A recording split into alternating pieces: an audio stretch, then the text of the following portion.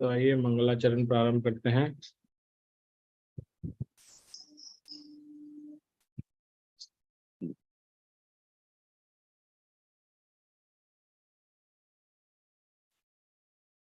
ओम अज्ञानतिमिरन्धस्य ज्ञानाञ्जनशलाकया चक्षुरुन्मीलितं येन तस्मै श्रीगुरवे नमः।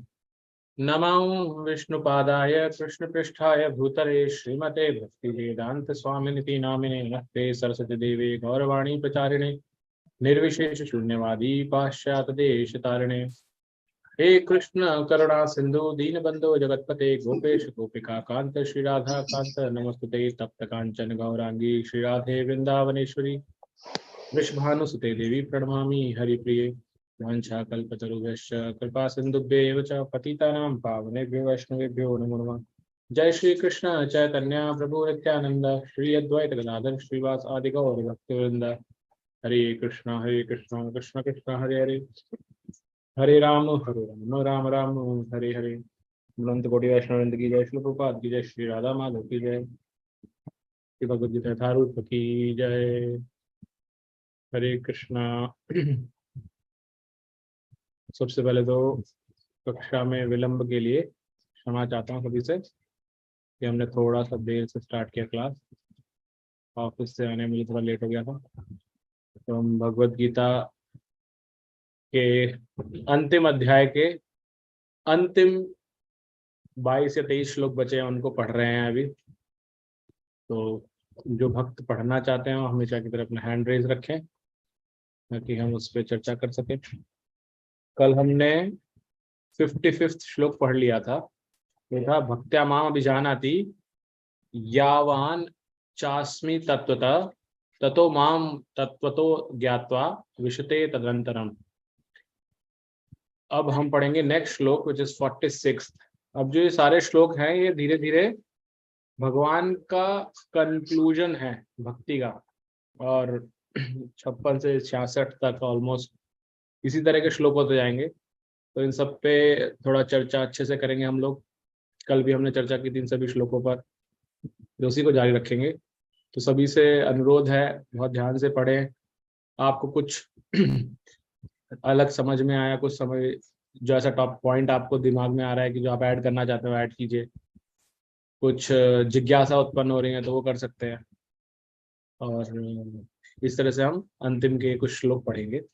तो स्टार्ट करते हैं। पंकज बख्शी माता जी आपसे। हरे कृष्ण प्रभु जी। हरे कृष्ण। सर्वकर्माण्यपि सदा कुर्वाणो मद्वाप्य व्यापाश्रया मत्प्रसाद दता वाप्नोति शाश्वतम पदम व्ययम्। मेरा शुद्ध भक्त मेरे संरक्षण में समस्त प्रकार के कार्यों में संलग्न रहकर भी मेरी कृपा से नित्य तथा विनाशी धाम को प्राप्त होता है। तात्पर्य, मद व्यापाश्रय शब्द का अर्थ है परमेश्वर के संरक्षण में।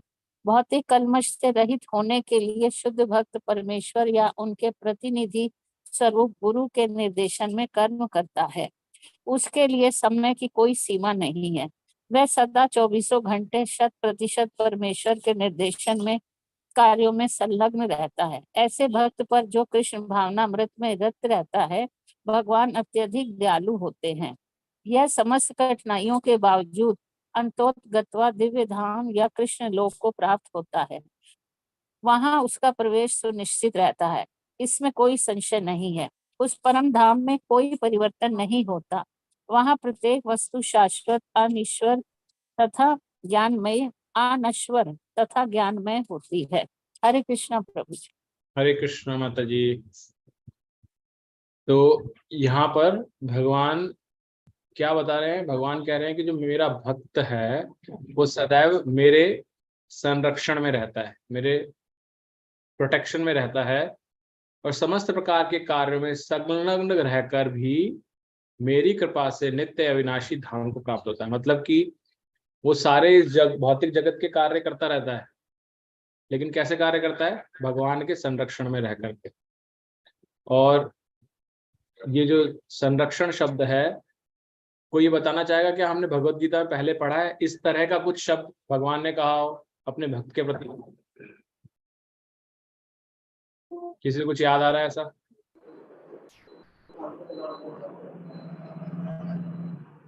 यस ज्योति माता जी। तेषां सततयुक्तानां ये जना पर्युपासते। योगक्षेम महाभ्यम वो अ, योग और क्षेम का वहन करते हैं, संरक्षण देते हैं। हमने पढ़ा था, याद होगा, हमने योग क्षेम वहां में हम पढ़ा था, LIC याद है ना, प्रोटेक्शन करना और जो आपका उसको उसको बचा के रखना और जो आपको चाहिए वो देना। भगवान पहले ही बताते हैं ये चीज, और यहाँ पर दोबारा से भगवान क्या बता रहे हैं कि मैं संरक्षण देता हूँ, मेरे संरक्षण में कार्य करता है, और जो कुछ भी कार्य करता है वो भगवान की भक्ति ही है जो कार्य कर रहा है। इस वजह से क्या हो रहा है कि वो अंत में भगवान के नित्य धाम को प्राप्त करता है। प्रभुपाद जी बताते हैं यहाँ पर जो ये संरक्षण है, ये शब्द क्या है,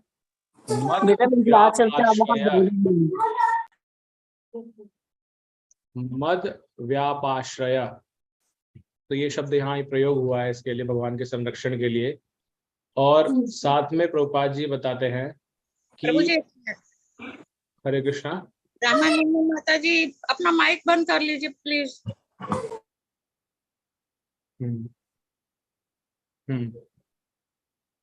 तो यहाँ पे प्रभुपाद जी समझाते हैं कि जो ऐसा भक्त है जो भगवान के संरक्षण में कार्य कर रहा है, वो क्या करता है, उसके लिए कितने समय में करता है ऐसा कार्य, वो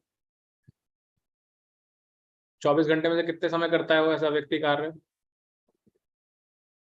क्या पढ़ा हमने तात्पर्य में, कोई बताएगा? 7% प्रभु जी। तात्पर्य में लिखा था हमने पढ़ा अभी, 24 घंटे, 2400 घंटे व्यक्ति यही करता है, भगवान के निर्देशन में कार्य करता है। भगवान का निर्देशन कैसे पता चलेगा हमें, भगवान की क्या हमारे लिए डायरेक्शन है, कैसे पता चलेगी हमें, तात्पर्य क्या बताता है हमें?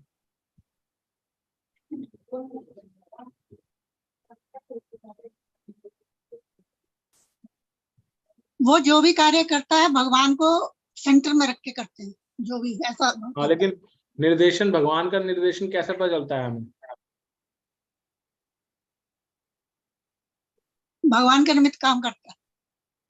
भगवान के निमित्त तो करते हैं, निर्देशन का मतलब है भगवान हमसे क्या चाह रहे हैं, ये किसी व्यक्ति को कैसे पता चलता है? ये हम भगवान को खाने के भोग लगा के खाएं और उनकी प्रश्न या बता रही हैं क्या भगवान बताते हैं? मेरा प्रश्न है भगवान हमसे क्या चाहते हैं, इस निर्देशन, ये क्या चाहते हैं हमें कैसे पता चलता है?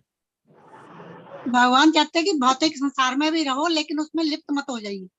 गुरु के मुख से, मीन्स गुरु की जो, मैंने ये नहीं पूछा क्या चाहते हैं, मैंने पूछा क्या चाहते हैं हमें, ये कैसे पता चलेगा? अच्छा, हरि बोल। यस माता जी। जो गुरु की आज्ञा रहती है, गुरु महाराज की, वो भगवान मीन्स भगवान संकेत देते हैं कि ऐसे ऐसा करना चाहिए, तो उनकी। थैंक यू माता जी, थैंक यू। एक माता जी ने बताया गुरु के आदेश, जो गुरु हमें डायरेक्शन दे रहे हैं वो भगवान का ही आदेश होता है एक तरह से, तो वो एक हो गया। और कोई तरीका है भगवान हमसे क्या चाहते हैं जानने का? हरे कृष्णा प्रभु जी। यस, हरे कृष्णा मंजू माता जी। हाँ, मैं भौतिक चीजों से दूर होते जाते हैं और भगवान में लीन होते जाते हैं, तो हमें लगता है कि उनकी इच्छा ऐसी है इसलिए हम वैसा कर रहे हैं। हमें लगना की बात नहीं है यहाँ पर माता जी, मैं इसीलिए बार बार प्रश्न कर रहा हूँ, और शायद मैं दोबारा से बोलता हूँ ढंग से समझाने की। प्रभु जी जो भक्ति करते हैं हम लोग, तो धीरे धीरे हमें आभास होने लगता है अंदर ही अंदर कि भगवान हमारे से ये चीज चाह रहे हैं और हम वैसा ही करें।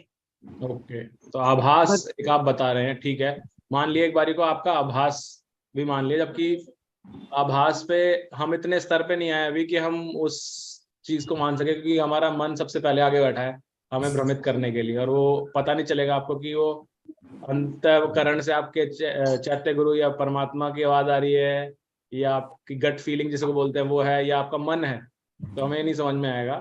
तो स्टार्टिंग जो लोग भक्त होते हैं जो जुड़ते ही हैं अभी, उनको, या जो नॉर्मल व्यक्ति हैं, उनको भगवान क्या निर्देश दे रहे हैं ये कहाँ से पता चलेगा? एक ज्योति माता जी ने बताया गुरु के आदेश के माध्यम से, गुरु जो बोल रहा है वो भगवान बता रहे हैं उनको, और उसके अलावा भक्तों का, हम भक्तों के साथ में बने रहते हैं और वहां से हमें जो सेवा मिलती जाती है वो भी एक तरीका है।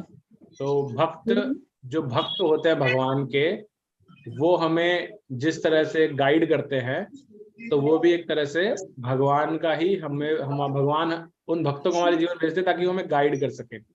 राइट, तो भक्त हो गए प्रभु जी शास्त्रों को पढ़ना, प्रभु जी शास्त्रों को पढ़िए, शास्त्रों को पढ़ के। प्रभु जी गुरु संघ और शास्त्र। ये हरे कृष्णा एक एक प्लीज। वनीता माता जी आप बोलिए। हरे कृष्णा प्रभु जी। ये प्रमाणिक शास्त्रों, गुरु और आचार्य और प्रमाणिक जो है उनके द्वारा हमें इसका ज्ञान होता है कि धन्यवाद प्रभु माता क्या जी, चाह रहे हैं। धन्यवाद। आपने बहुत इंपॉर्टेंट शब्द प्रयोग किया है, प्रमाणिक, है ना। क्योंकि आजकल जैसा हम शब्द प्रयोग करते हैं मार्केट में, बहुत गुरु भी घूमते हैं, साधु भी घूमते हैं, और शास्त्र भी बहुत है ना। इवन भगवत गीता पे कितनी टिप्पणियां हैं, तो किस पे माने कि आदेश क्या है भगवान का। तो इसलिए प्रमाणिक होना जरूरी है, ऑथेंटिक। राइट, तो ये 3 मार्ग हैं समझने के, जो हमने पहले भी चर्चा की। क्या है 3 मार्ग? गुरु, साधु और शास्त्र। राइट, और गुरु और साधु हमेशा वही बोलेंगे जो शास्त्र में लिखा है, प्रमाणिक शास्त्र में जो लिखा है, और वो प्रमाणिक गुरु और साधु होने चाहिए, तभी वो ऐसा बोलेंगे। अन्यथा आप भ्रमित भी हो सकते हैं। तो ये 3 ही सोर्स हैं जो हमें बता सकते हैं भगवान हमसे क्या चाहते हैं, भगवान हमें क्या निर्देश दे रहे हैं। जो भगवान इस श्लोक में बता रहे हैं ना, कि मेरा भक्त जो है वो हमेशा मेरे संरक्षण में कार्य में लगा रहता है, और वो कार्य क्या करता है जो भगवान ने बोला उसको। अब कोई प्रश्न करेगा क्या भगवान ने बोला कैसे पता चलेगा? उसके लिए 3 चीजें हमने चर्चा की अभी यहाँ पर, गुरु, साधु और शास्त्र होती है, प्रमाणिक हो तो ये पता चलता है। अब हम यहाँ पर ये चर्चा करेंगे कि भगवान ने हमें क्या करने के लिए बोला। इस पे आपने कुछ लोगों ने बोलना शुरू किया था, तो आप सिर्फ एक एक चीज बताइएगा कि भगवान ने हमें क्या क्या बोला है करने के लिए, भगवान का निर्देश हमारे लिए क्या है। सिर्फ आप अनम्यूट कर सकते हैं, मैं आपको बोलूंगा और उसके बाद आप म्यूट कर लीजिएगा ताकि शोर ना हो यहाँ पर। तो सबसे पहले जयप्रकाश प्रभु जी आपसे स्टार्ट करते हैं, आप बताइए। या अगर आप समय लेना चाहते हैं, अभी आपने म्यूट कर लिया था, मुझे पता नहीं था, तो आप म्यूट कर सकते हैं, बाद में बोल सकते हैं। मंजू माता जी आप बताइए, भगवान हमसे क्या चाहते हैं? ये हमें इन 3 स्त्रोतों से, जो प्रमाणिक, साधु, गुरु और शास्त्र, इनसे पता चलता है। तो क्या है आपको जो एक चीज बतानी है आपको? हाँ, वो बोलते हैं हमारी शरण में आ जाओ, हमारी शरण में आ जाओ। ये आपको इन तीनों में से किससे पता चलता है? गुरु, साधु और शास्त्र में से किससे पता चलता है ये चीज जो आपने बताई? ये प्रभु जी शास्त्रों से भी पता चलता है और गुरु से भी पता, मतलब तीनों से ही पता चलता है कि आप हमारी शरण में आ जाओ। ये शास्त्र से कैसे पता चलता है? लिखा हुआ है शास्त्रों में, वो इस गीता में भी हम कई बार पढ़ चुके हैं कि हमारी शरण में आ जाओ। करेक्ट, थैंक यू माता जी। गीता के कौन सा श्लोक है जो बताता है भगवान कहते हैं मेरी शरण में आ जाओ? कोई बताना चाहेगा? 18वें का 36। हाँ, क्या श्लोक है माता जी? मामेकं शरणम, मामेकं शरणम, मामेकं शरणम व्रज। ठीक है, और उसके अलावा सोमवार को भजन होंगे या सावन सावन? और कौन सा श्लोक है इसके अलावा? 18.66 अभी पहुंचे नहीं हम, लेकिन क्या है वो श्लोक? भगवत गीता का सबसे इंपॉर्टेंट श्लोक है वो। कुछ याद रहे ना रहे, वो याद रहना चाहिए हमें। कौन सा ऐसा श्लोक है जो याद रहना चाहिए भगवत गीता का? सर्वधर्म परित्यज्य मामेकं शरणं भज। सारे धर्मों को छोड़कर मेरी शरण में आ जाओ, जैसा माता जी ने बताया ना। ये 18.66 श्लोक है, हम पहुंचे नहीं, लेकिन सबसे महत्वपूर्ण है, क्योंकि इसमें भगवान अपना एसेंस दे रहे हैं, भगवत गीता के सार को एसेंस दे रहे हैं कि सब कुछ छोड़ करके, सब धर्मों को, यानी कि जो कुछ भी तुम और पालन कर रहे हो इधर उधर, उन सबको छोड़ के तुम मेरी शरण में आ जाओ, जो भगवान बता रहे हैं। तो एक तो ये इंस्ट्रक्शन हो गई भगवान की हमारे लिए, क्या कि मेरी संरक्षण में आ जाओ, मुझे सरेंडर कर दो और फिर कार्य करो। और इसके अलावा क्या इंस्ट्रक्शन दिए भगवान ने? हरे कृष्णा प्रभु जी। यस, निस्वार्थ सेवा भाव। निस्वार्थ सेवा भाव, ये कहाँ से पता चला आपको? ये शास्त्र में कहाँ से पता चला आपको? तो गीता में निस्वार्थ मतलब सेवा भाव के लिए कहाँ पे पढ़ा हमने? कुछ याद है आपको ऐसा? कहाँ पे पढ़ा था हमने? कौन से अध्याय में, किस जगह? थोड़ा बहुत भी अगर आपको पता है। किसी और को आइडिया कहाँ पढ़ा हमने निस्वार्थ सेवा भाव? कर्म वाले में। हाँ जी, कृष्णा यत् हरे करोति यदश्नासि करेक्ट। एतत् कैसे कौन्तेय। तो इसमें करेक्शन है निशा माता जी, जो आपने बोला ना अभी, उसमें करेक्शन ये है जो भी माता जी ने बताया।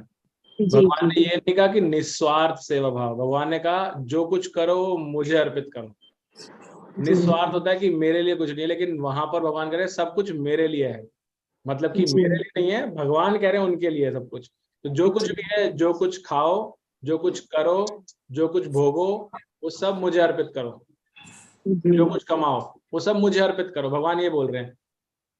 हम डायरेक्शन, हम जनरली क्या कहते हैं, गीता ने बताया निस्वार्थ कर्म करो, लेकिन भगवान ने कहा मुझे अर्पित करो। निस्वार्थ होकर के हम भगवान को हटा देते जीवन के सेंटर से, भगवान कह रहे हैं मुझे रखो सेंटर में। जी जी। हरे थैंक यू माता जी। और कोई बताना चाहेगा और क्या दिया भगवान ने हमें निर्देश भगवत गीता में? प्रभु जी अध्याय 9 का जो हाँ, श्लोक, पंकज माता जी आप बताइए, यहाँ क्या कह रहे हैं आप? अध्याय 9 का 34वां श्लोक है, मन मना मन मद भक्तो मद्याजी मां नमस्कुरु मां में वेदसी युक्त वेद मत पारायण। करेक्ट। मेरे चिंतन करो, तेरे भक्त बनो, ये इसी करेक्ट। से रिलेटेड ही है शायद। बिल्कुल बिल्कुल माता जी, बिल्कुल सही बोला आपने। भगवान ने बहुत डायरेक्ट इंस्ट्रक्शन दिया हमें। क्या इंस्ट्रक्शन दिया? मेरे भक्त बनो, मेरी पूजा करो, मुझे प्रणाम करो, और मुझे अर्पित करके ही सब कर्म करो, और मेरे ऐसे सरेंडर। नमस्कार। तो भगवान ने ये बताया है 9th चैप्टर का 34th श्लोक है ना माता जी? हाँ जी, हाँ जी, हाँ, 34th श्लोक। थैंक यू माता जी। और क्या इंस्ट्रक्शन दिया भगवान ने हमें? प्रभु जी 18 का 66 हरे कृष्णा। एक सेकंड माता जी, विपिन प्रभु जी आप बताइए। हरे कृष्णा प्रभु जी। हरे कृष्णा। 12वें चैप्टर में ये बोला है, अद्वेष्टा सर्वभूतानां मैत्र करुणा एव च निर्ममो निरंकार समदुःखः सुखः।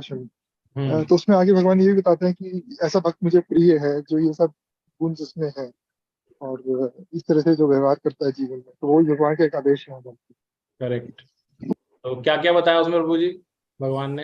अद्वेष्टा, किसी के प्रति द्वेष नहीं होना चाहिए, सबके प्रति मित्रता का भाव रहना चाहिए, करुणा रहनी चाहिए, निर्मम मतलब मैं करता हूँ या फिर मेरा ये चीज है, ये निर्मम वो भाव नहीं करना चाहिए। और उसमें अदेष्टा सर्वभूतानां मित्र करुणा एव च निर्ममो निरंकार, अहंकार का भाव, वो एक ही चीज है, अहंकार और निर्मम, अहंकार का भाव होना चाहिए। सम दुःखः सुखः शमी, तो दूसरों को क्षमा करना, सुख दुखों के साथ रहना, ये सब इसका आगे करेक्ट। थैंक यू प्रभु जी। ये 12वें अध्याय का श्लोक है जो प्रभु जी ने बताया। प्रभु जी श्लोक नंबर क्या है ये? शायद 13-14 के आसपास मुझे। कोई बात नहीं। तो प्रभु जी ने बताई क्वालिटीज, भगवान जो कहते हैं मुझे ये क्वालिटीज पसंद है मेरे भक्तों में। तो अगर आप भगवान की फेवरेट लिस्ट में आना चाहते हैं तो आपको ये क्वालिटीज डेवलप करनी चाहिए। अब ये क्वालिटीज डेवलप कैसे होती हैं? ये क्वालिटीज डेवलप करने के लिए भगवान ने जो पीस फॉर्मूला दिया है उसको ध्यान में रखते हुए, लेकिन इंपॉर्टेंट क्या है, जैसे मैंने अभी पहले बताया कि सिर्फ ये बोलना कि मैं निस्वार्थ भाव हो जाऊं, उससे हम भगवान को ध्यान रखें। लेकिन जो अभी प्रभु जी ने बताया ना, ये क्वालिटीज है, लेकिन ये क्वालिटीज कब आएंगी हमारे अंदर? जब हम ये ध्यान रखेंगे, भोक्ताराम यज्ञ तपसाम सर्वलोक महेश्वरम सुहृदा सर्वभूताना ज्ञातवाम शांति गच्छति। भगवान कह रहे हैं जब तुम ये ध्यान रखोगे कि भोक्ता सिर्फ मैं हूं, तुम भोक्ता नहीं हो, तो तुम में निरंकार का भाव आएगा, तुम में निस्वार्थ का भाव आएगा। मैं ही भोक्ता हूं, मैं ही सर्वलोकों का महेश्वर हूं, मैं ही सब कुछ हूँ, कंट्रोलर मैं हूं, तुम कंट्रोलर नहीं हो। तो ये ध्यान रखना आवश्यक है। तो भगवान हमें ये निर्देश दे रहे कि उन चीजों को ध्यान रखो, और सबके हृदय में मैं विराजता हूं, और मैं उन सबका शुभ चिंतक हूँ, फ्रेंड, बेस्ट फ्रेंड मैं ही हूँ। तुम्हें चिंता करने की जरूरत नहीं है। तुम्हें अगर चिंता करनी है, तुमसे ज्यादा चिंता करने के लिए मैं बैठा हूँ, क्योंकि मैं हर किसी के हृदय में हूँ। राइट। तो वो जो हमें टेंशन हो जाती है, चिंता हो जाती है, उसको दूर करने के लिए भगवान ने वो फॉर्मूला बताया है, और उसी तरह से जो भी यहाँ हमने क्वालिटीज की बात की वो डेवलप होती है जब हम ये ध्यान रखेंगे। और कोई लास्ट एक और, क्योंकि भगवान ने तो भगवत गीता हमारे लिए इंस्ट्रक्शन से भर रखी है, और हम अगर वापस से उन सबकी चर्चा करते जाएंगे तो वापस से भगवत गीता पढ़ लेंगे एक और बार इसको रिकैप में जाते हुए। लेकिन हम एक और इंस्ट्रक्शन लेंगे, चित्त और बुद्धि मेरे में लगा दो। चित्त और बुद्धि मेरे में लगा दो। करेक्ट। ये भगवान 9वें अध्याय का 24वां श्लोक था गुरु जी। हाँ अहम जी। ही सर्वज्ञापान भोक्ता च प्रमुख। करेक्ट। क्या बता रहे हैं भगवान उसमें प्रभु जी? मैं ही समस्त यज्ञों का भोक्ता हूँ। भगवान में बस इंस्ट्रक्शन यही क्या है। दे रहे हैं? इंस्ट्रक्शन क्या दे रहे हैं प्रभु जी इसमें? ये दे रहा है कि हमको ही अर्पित करके। करेक्ट। भगवान को ही अर्पित करना चाहिए सब कुछ। और कोई और एक इंस्ट्रक्शन सबसे इम्पोर्टेंट प्रैक्टिकल इंस्ट्रक्शन रह रही है, अभी सब कोई दे ही नहीं रहा। भगवान जी कह रहे हैं कि सदा मेरा चिंतन करो, मेरे भक्त बनो और मेरी पूजा करो। ये करने से तुम मेरे बिल्कुल मेरे पास आ जाओगे। करेक्ट। क्योंकि ये पिछली बार जब गीता हमने पढ़ी थी ना, भगवत गीता, तो इसके ऊपर बहुत जोर दिया था हमने। तो धन्यवाद माता जी, आपको याद है। हाँ जी, हाँ जी। एक और मुझे याद है कि वो जाके सबसे कह दो कि तुम मेरे भक्त हो, मेरे को भी वो भूल रहा है। इसके ऊपर भी बहुत जोर दिया था हमने। करेक्ट। घोषणा कर दो कि भगवान ने कहा था घोषणा कर दो मेरे भक्त का कभी विनाश नहीं होता। हाँ, एक वो भी मेरे को याद है। Thank you. हरे कृष्ण प्रभु जी। हरे कृष्ण। एक सेकंड सॉरी। विनीता माता जी पहले आप बोलिए। हाँ जी। हरे कृष्ण प्रभु जी। ईश्वर ने कहा है कि मेरे जो धर्म का प्रचार करो और सेवा में लगाओ धार्मिक जगहों पे, और गीता भागवत जी का प्रचार करने के लिए वो शास्त्रों को जितना हो सके दान सेवा करते हैं। ये कहाँ पे बताया माता जी आप भगवान ने ये चीज? एक्चुअली मुझे एग्जैक्ट नहीं पता, मुझे सार टोटल जो मैंने पढ़ा है उसका सार। ओके। हाँ, भगवान ये चीज जो आप बोल रहे हैं ना, ये अभी 18वें अध्याय के लास्ट के श्लोक में भी आएगा, 67 में आएगा। गीता जी का मैराथन हुआ था, तो भगवत प्रचार के लिए जितने भी शास्त्र का वो दान किया गया था, तो वो भी उन्हीं के आदेशानुसार किया गया था। भगवान 2 इंस्ट्रक्शन देंगे आगे हमें। अभी पहली इंस्ट्रक्शन तो आएगी जो हम पहले रोज पढ़ते थे श्लोक को। भगवान ये कहते हैं कि जो व्यक्ति भगवत गीता को पढ़ता है वो बुद्धि से मेरी पूजा कर रहा है। और भगवान ने क्या कहा है? नित्य मेरी पूजा करो, नित्य मेरी पूजा करो। जो माता जी बता रही थी ना, मैंने बहुत प्रेशर दिया था इसके ऊपर, नित्य पूजा करो, बड़ा जोर दिया था पिछली बार। तो उसका मतलब क्या है कि रोज भगवत गीता पढ़नी चाहिए, हमें एटलीस्ट एक श्लोक अवश्य पढ़ना चाहिए।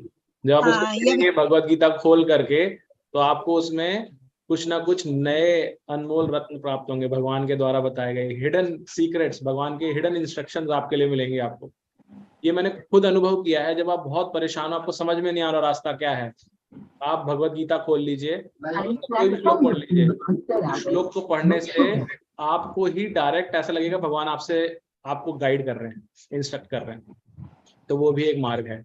और दूसरी इंस्ट्रक्शन भगवान उसी में आगे बताएंगे कि जो व्यक्ति जो ये भगवान का वार्तालाप है या गीता के बारे में लोगों को बताता है, वो भगवान को बहुत प्रिय है। इसलिए हमें, जैसा माता जी ने बताया, विनीता माता जी ने, हमें प्रचार करना चाहिए भगवत गीता का हमारे राइट। तो ये एक इंस्ट्रक्शन, बहुत प्रैक्टिकल इंस्ट्रक्शन है, वो कोई भी नहीं बोला अभी तक। प्रभु जी क्या मैं बोल सकता हूँ? यस प्रभु जी बोलिए।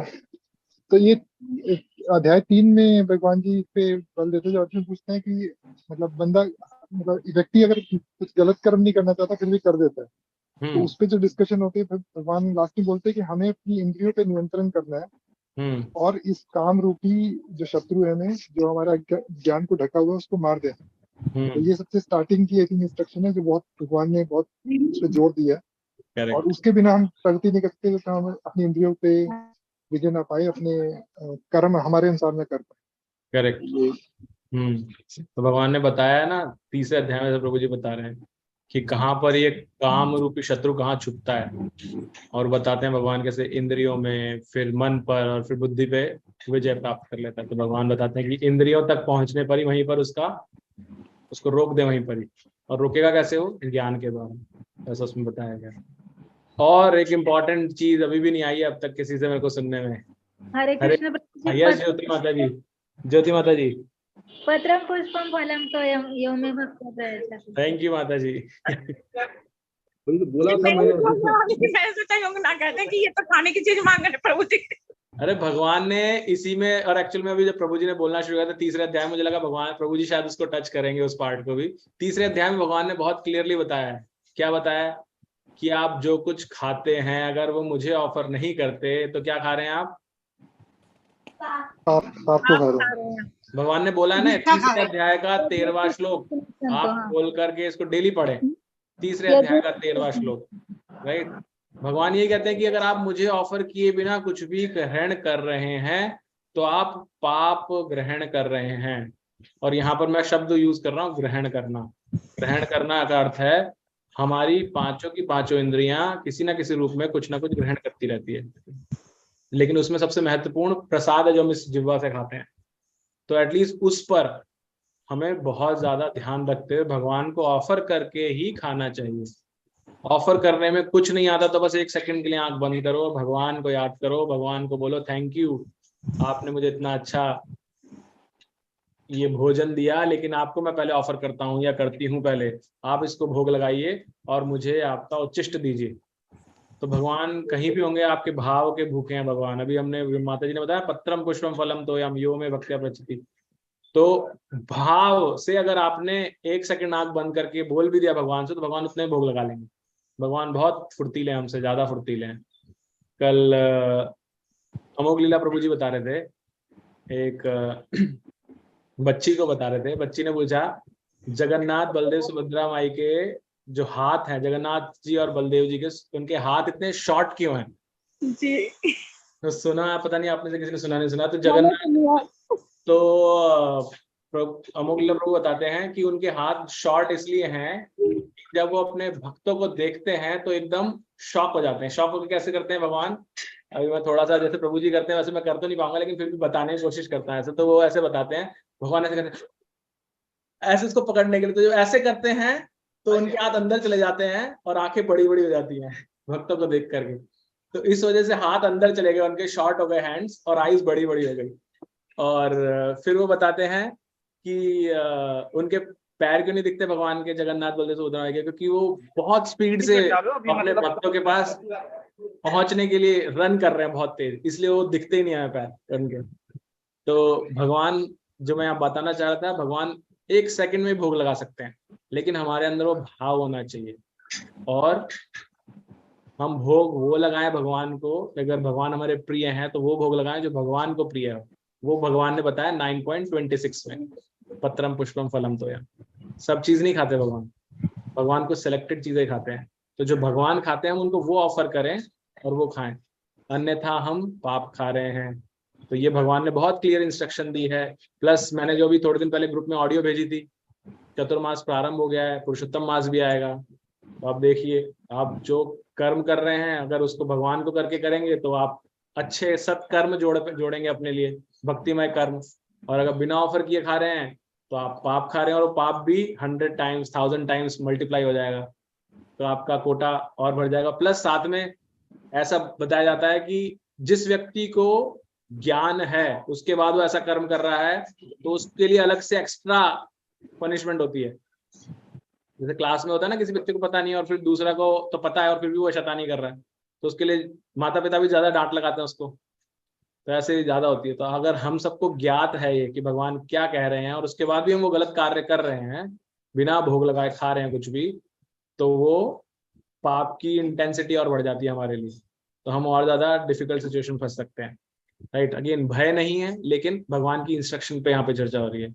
ये इंस्ट्रक्शन में बताना चाह रहा था कि इसको, ये प्रैक्टिकल है, हम सबको ध्यान रखनी चाहिए कि हम इसके बिना कुछ ग्रहण ना करें। राइट, तो किसी को कुछ ऐड करना है अभी तक, या कोई जिज्ञासा? अभी तक काफी लोग कुछ बीच में बोलना चाह रहे थे, मैंने आपको मौका नहीं दिया, क्षमा चाहता हूँ। कोई कुछ और ऐड करना चाहता है तो? जैसे प्रभु जी आपने बताया कि अध्याय 3 का 13वां श्लोक, लेकिन उसमें आपका 12वां 13वां 14वां तीनों का तीनों उसी पे है विशेष तौर पर। यस प्रभु जी, हाँ। उसमें एक में चोर बताया गया कि आप चोर हैं, दूसरे में बताया गया आप पाप खा रहे हैं, और उसके बाद 14 मुझे ध्यान नहीं आ रहा 14 में क्या बताया भगवान ने।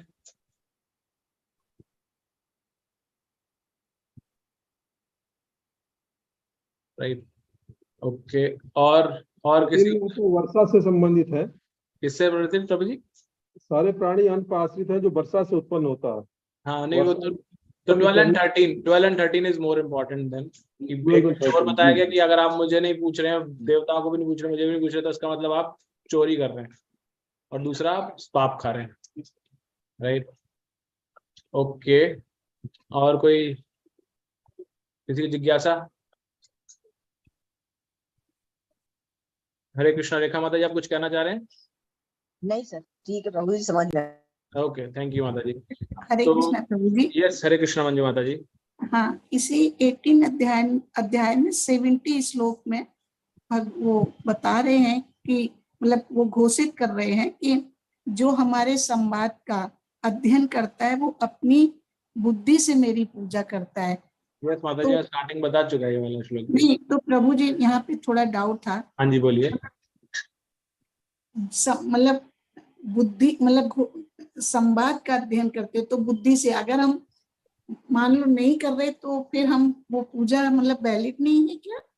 इसका अर्थ है कि अगर आप भगवान को पूजना चाहते हैं, और भगवान को पूजन तो उनके अर्च विग्रह की पूजा भी है, लेकिन अगर आप बुद्धि से भगवान का पूजन करना चाहते हैं, मत चित्ता मत गता प्राण, है ना, तो अगर बुद्धि को अगर भगवान में लगाना चाहते हैं तो उसके लिए भगवान कह रहे हैं इस भगवद गीता को पढ़ो। भगवान का अर्जुन कृष्ण का संवाद क्या है? भगवद गीता। तो भगवान ने बता रहे हैं इसको पढ़ो। और फिर अगला प्रश्न ये उठता है कि क्या पूजा साल में 1 दिन होनी चाहिए, 2 दिन होनी चाहिए, 10 दिन होनी चाहिए, कितने दिन होने चाहिए? वो तो प्रतिदिन होनी चाहिए भगवान की पूजा, राइट, बुद्धि से। तो इसलिए आपको प्रतिदिन भगवद गीता का एटलीस्ट 1 श्लोक अवश्य पढ़ना चाहिए। ये है। अभी हम पहुंचेंगे उस श्लोक पे तो और चर्चा करेंगे माता जी इस पर। ठीक है, हरे। ठीक है, ओके। तो अभी हम यहाँ रुकेंगे।